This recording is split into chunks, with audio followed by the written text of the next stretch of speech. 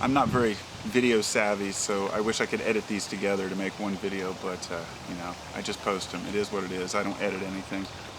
So this is part 2. It's talking about, you know, what I consider faith versus, you know, I don't know. Each person's going to have their own name for it. These are the enduring principles in my life that I find important and true. The things that there is something greater than us, that there is a consciousness that acts in ways that I don't understand, and that's as far as I'll go for it. You know, that my second belief or enduring principle is that there is order to the universe, and that there is a reason for evolution. And it's through my research into evolution to understand it that it brought me more realization that there was plenty of weight behind evolution. But there's, and it seems like the creationists and the evolutionists are at this battle as if it's one or the other. And I don't see why it can't be two. But that's a different story. Basically what I mean by that is that evolution is a process that's driven by intelligence, the universal intelligence, and I still don't understand how that works, and I don't expect to grasp that. So that is an enduring principle. Evolution being something that has direction. I'd love to believe that, you know, even if I wanted to believe that random mutation brought everything into being the way it is, it's ludicrous to me. And especially in that short of a time, 4.5 billion years, and knowing how many things have changed on the earth and how radically things reproduce and come back into fruition, life wants to exist. So that's my second principle, I guess, would be that life wants to exist. It will take form anywhere it can. That it's not just a fluke chance thing. And I don't understand the details of that either. That's just what I believe, and something that I carry with me that doesn't change. The third enduring principle that I believe is that you can attain a higher degree of consciousness, that you can, what they might call a higher vibratory rate, through various religious practices or meditation, or simply putting into practice your knowledge. But it doesn't happen by just knowing.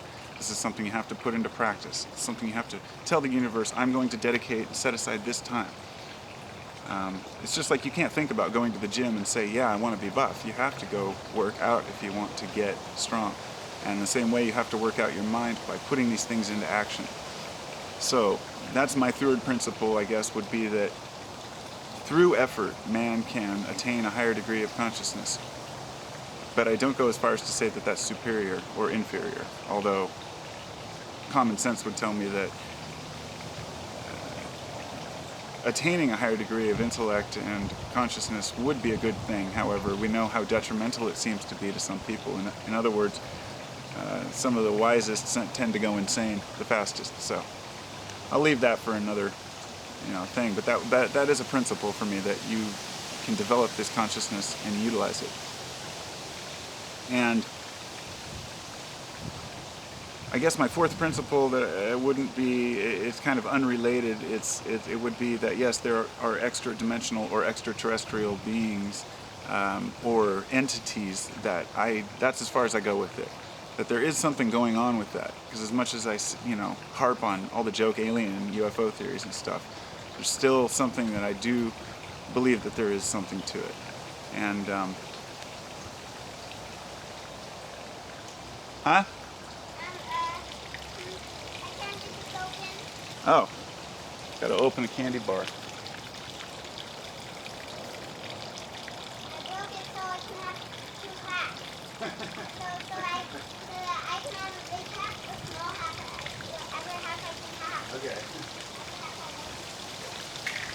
That'll be fine.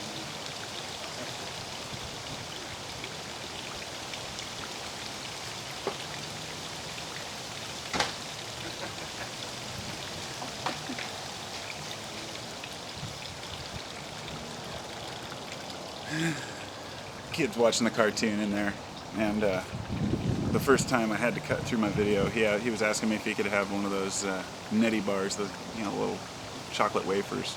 I said okay, and then like 5 minutes later he comes out and it's all broken up. He's like, I can't get it open. Kids. So another principle would be that we really are here to understand one another, and to service to man is important. But I'm kind of leaving that hanging. There's a lot of theories that say that service to man is the only purpose, that we are only here to help others. I don't buy into that philosophy. That goes along with the video I did earlier about, and the one I listened to this morning from Gabriel, where he was talking about, certain philosophies that say that personal pleasure is a negative thing. I do not believe that. Although I do know how the name of sin is something that's given to the greed factor when you take too much. When you take more than your share, when you desire things that you shouldn't desire, when you're not happy with what you have, basically, being grateful. So those are just a few of the principles, I guess. I mean, I could go on and on, but that's just to kind of lay out, my personal take on that there are enduring things that I believe. And get out of the garden, kitty. Get out of the garden. See, I can't do a video anywhere without getting interrupted. Cats are pooping in my carrots. But isn't that life? I mean, isn't that really just,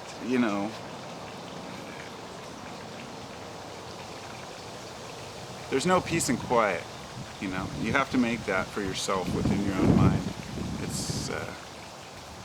It's a crazy world out there. But anyway, I'm rambling on about, I guess these enduring principles, because I don't want to seem to myself or to others like I'm pointing the finger, because it's something that I don't like it when people do. So I really make an effort not to point the fingers at individuals unless they're absolutely out there, like the David Icke video I made a while back. But I have no problem, saying that this group should be more like this, or could be more like this, or this belief system causes these types of problems. So I know sometimes it may appear like I'm harping on people or groups, and that's really not how I feel. I'm not a nothingist, as I've been called by one guy, that I don't believe anything. It's just that I don't attach, I hate to use that word again, anthropomorphize my gods or my universe or anything. It's just something that's beyond my comprehension. And I'd really like to say that, yes, we can comprehend the be-all, end-all of the universe, but I just don't believe it. But there are those principles where I believe that I am being observed by nature and by myself, but it's one and the same. I don't believe that there's a God observing me and judging me.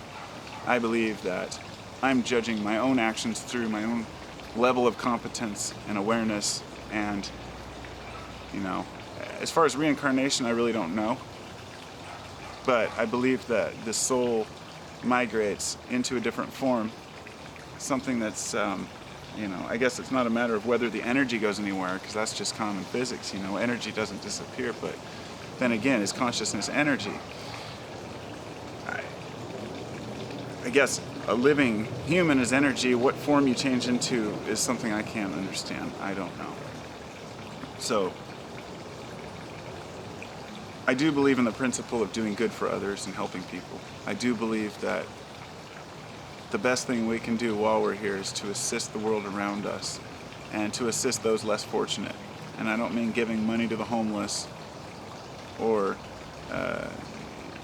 teaching someone who has a handicap. I mean speaking exactly how you feel and understanding why you feel that way, being honest with people, having integrity, living with values. And that's really the only thing I really have faith in, is that values give us a better life. But that's not really faith, because faith is belief based in no proof.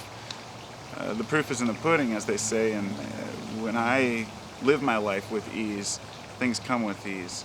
And when I appreciate and respect, I gain appreciation and respect. So I go through cycles of angst, cycles of happiness, just like everyone else. And throughout all of that, there are those enduring principles. So, hope everybody's doing well, and I don't know, what are your principles? You know, what are the things that you think are constant, that never go away, you know, in your life, no matter what you learn? I've had some pretty strong convictions in my life that things were true. And that's why I'm wary about what I believe to be true today. I've never been fooled as far as like believing in religion for a long period of time and feel disillusioned, or being a member of a group I find was doing bad things or anything like that. I've been very cautious about that, but some things that I've learned that maybe, you know, I don't know, cannot be proven one way or another. So, but I do have faith that doing the right thing brings the right thing to you. Every time.